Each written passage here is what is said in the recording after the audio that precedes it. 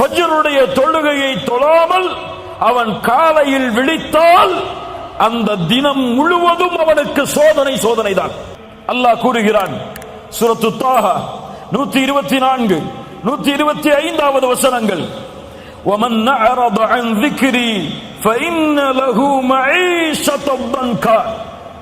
அல்லாஹு அக்பர், அல்லாஹு அக்பர். குர்ஆன் பேசுகிறது, கேளுங்கள். وَمَنْ أَعْرَضَ عَنْ ذِكْرِي, என் நினைவில் இருந்து யார் தூரமாகிறானோ فَإِنَّ لَهُ مَعِيشَةً ضَنْكًا, அவனுக்கு நெருக்கடியான வாழ்வை நாம் ஏற்படுத்துவோம். கோடிகள் இருக்கும், ஆனால் நெருக்கடி இருக்கும். லட்சங்கள் குமையும், நெருக்கடி இருக்கும். நெருக்கடியான வாழ்வை ஏற்படுத்துவோம். ஏன்? என் நினைவில் இருந்து அவன் தூரமானால். ஜும்ஹூர் அஹ்லு தஃப்ஸீர், தஃப்ஸீர் கலையுடைய விரிவுரையாளர்கள் எல்லோரும் சொல்கிறார்கள் சேர்ந்து, அல்லாஹ்வின் நினைவு என்று அல்லாஹ் குர்ஆனிலே குறிப்பிடுவது அஸ்ஸலாத். தொழுகையிலிருந்து தூரமானால் இந்த உலகம் நெருக்கடியாகும்,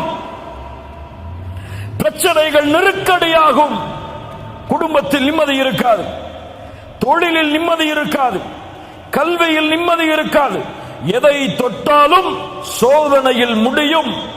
தொழுகையை அவன் சரியான முறையில் நிறைவேற்றவில்லை என்றால், ஃபஜ்ருடைய தொழுகையை தொழாமல் அவன் காலையில் விழித்தால் அந்த தினம் முழுவதும் அவனுக்கு சோதனை தான். கெட்ட நாள் நல்ல நாள் இஸ்லாமில் கிடையாதா? உண்டா இல்லையா? கெட்ட நாள் நல்ல நாள் இஸ்லாம் இருக்கா? கிடையாது. ஆனால் இருக்கிறது. ஒரு மனிதனுக்கு கெட்ட நாள் என்றால் எப்போது அவன் ஃபஜ்ர் தொழவில்லையோ அதுதான். அல்லாஹ்வுடைய தூதர் ஸல்லல்லாஹு அலைஹி வஸல்லம் சொன்னார்கள், இரவில் தூங்கும் பொழுது ஷைத்தான் 3 முடிச்சுகளை போடுகிறான். எத்தனை முடிச்சுதா? எத்தனை முடிச்சு? 3 முடிச்சுகளை போடுகிறான். ஒவ்வொரு முடிச்சை போடும் பொழுதும் சொல்லுகிறான், இரவு தூரமானது, இரவு தூரமானது, தூங்கு, நிம்மதியோடு உறங்கு என்று சொல்லுகிறான். அல்லாஹ்வுடைய தூதர் ஸல்லல்லாஹு அலைஹி வஸல்லம் சொன்னார்கள், எப்போது அவன் எழுந்து அல்லாஹ்வை நினைவு கூறுகிறானோ அப்போது ஒரு முடிச்சு அவிழ்கிறது. எப்போது உது செய்கிறானோ 2வது முடிச்சு அவிழ்கிறது. எப்போது தொழுகிறானோ 3வது முடிச்சாக அவிழ்கிறது. அப்போது அவன் நஷீதன் தய்யிபன் நஃப்ஸ், ஆரோக்கியமானவனாக, மகிழ்ச்சியுடையவனாக, நிம்மதியுடையவனாக எழுந்திருக்கிறான். அந்த உள்ளத்தோடு எழுந்திருக்கிறான். ஆனால் 3 முடிச்சுக்களும் அவிழ்க்கப்படவில்லை என்றால் ஹபீஸன் நஃப்ஸ், அசுத்தமான உள்ளத்தோடு, கஸ்லான், சோம்பேறியாக அவன் எழுந்திருக்கிறான். புரியுதா? அந்த 3 முடிச்சுக்களும் அவிழ்க்கப்பட்டு ஃபஜ்ருடைய தொழுகையை அவன் நிறைவேற்றினால் அன்றைய தினம் முழுவதும் அவன் தொடக்கூடிய எல்லா காரியமும் வெற்றி. ஃபஜ்ருடைய தொழுகை தொழாமல் அவன் எழுந்திருந்தால் அன்றைய தினம் முழுவதும் சோம்பேறித்தனத்தால் நிரம்பி இருக்கும். மேலும் சொன்னார்கள், யார் ஒருவன் ஃபஜ்ருடைய தொழுகையை தொழாமல் உறங்குகிறானோ அவனுடைய காதில் ஷைத்தான் சிறுநீர் கடிக்கிறான். அல்லாஹ்வுடைய தூதருடைய வாக்கு உண்மை. ஃபஜ்ருடைய தொழுகையை தொழாமல் உறங்கிக் கொண்டிருப்பவர்களே, உங்களுடைய காதில் ஒருவன் சிறுநீர் கழிக்கிறான். அவன் யார்? அல்லாஹுவால் சபிக்கப்பட்டவன், தூதரால் சபிக்கப்பட்டவன், மூமின்களால் சபிக்கப்பட்டவன். அது மட்டுமல்ல, அல்லாஹ்வுடைய தூதர் சொன்னார்கள், 2 தொழுகை முனாஃபிக்குகளுக்கு தான் சிரமம். நல்ல பதிஞ்சுக்கோங்க, நல்ல உள்ளத்தில் அழுத்தி தேய்ங்க இந்த ஹதீஸை. 2 தொழுகை முனாஃபிக்குகளுக்கு தான் சிரமம். அல் ஃபஜ்ரு வல் இஷாஉ, இதுவெல்லாம் அல் ஃபஜ்ர் வல் இஷா. நான் சொல்கிறேன், ஃபஜ்ருடைய தொழுகையை தொழாமல் உங்களுடைய விழிப்பு இருந்தால்,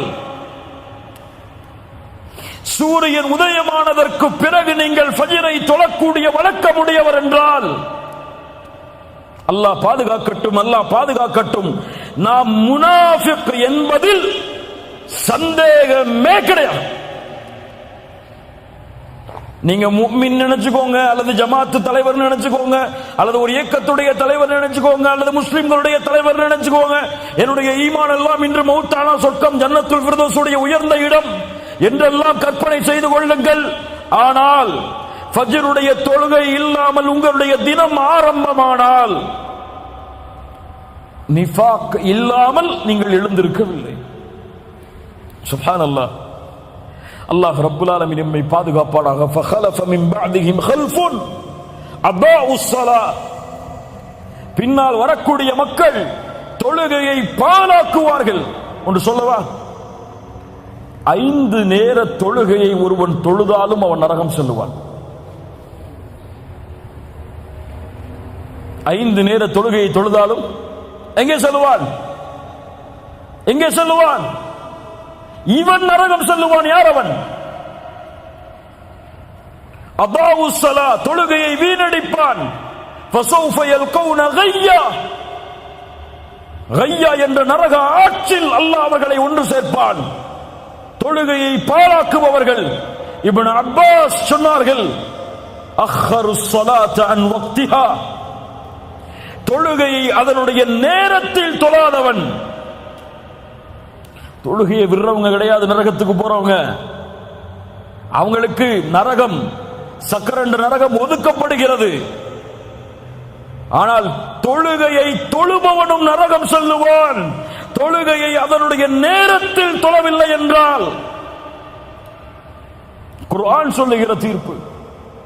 காலை 7 மணிக்கு உங்களுக்கு ஃபஜ்ர் வருதுன்னா, மதியம் 6 மணிக்கு உங்களுக்கு லுஹர் அஸ்ர் வருதுன்னா, உங்களுக்கு மக்ரிப் எல்லாம் 8 மணிக்கு, இஷாவெல்லாம் காலையில எழுந்ததுக்கு பிறகுதான் வருகன்னு சொன்னா, நீங்க 5 நேர தொழுகையை தொழுதாலும் இந்த தொழுகையுடைய கூலியாக நீங்கள் எதிர்பார்ப்பது உங்களுக்கு கிடைக்காது.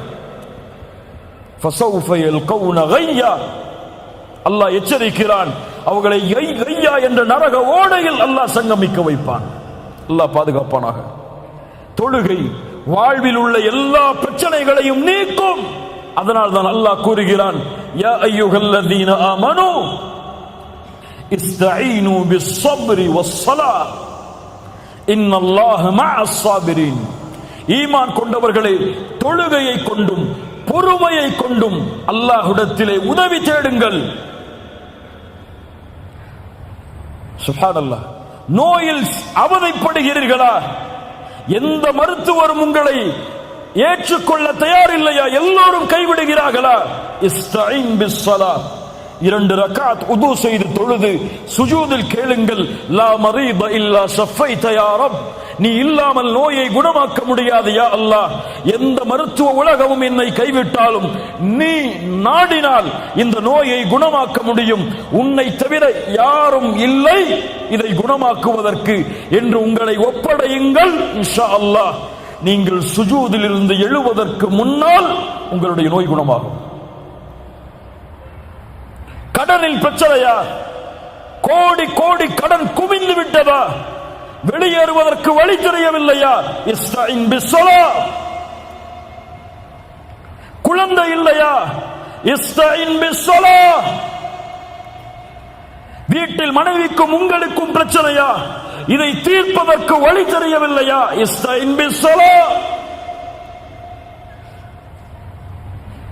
நிறுவனத்தில் வேலையை விட்டு உங்களை தூக்குகிறார்கள்.